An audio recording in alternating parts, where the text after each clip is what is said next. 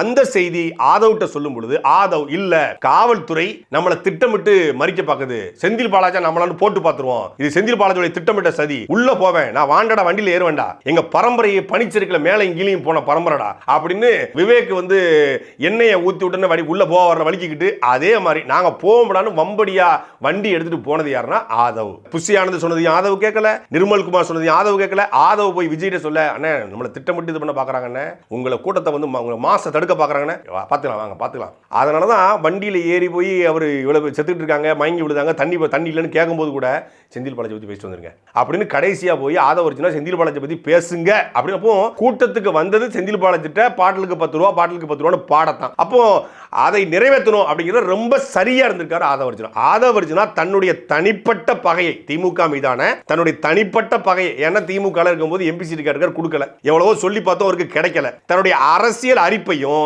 தன்னுடைய இயலாமையும் தன்னுடைய வன்மத்தையும் தீர்த்து கொள்ள ஆதவ் அர்ஜுனா விஜயை, புஷி ஆனந்தை, நிர்மல் குமாரை மொத்த பேரையும் பலியிடாக்கியிருக்காப்ல. மொத்த பேரையும் பலியிடாக்கணும் அந்த நெடுமாறன் தான்.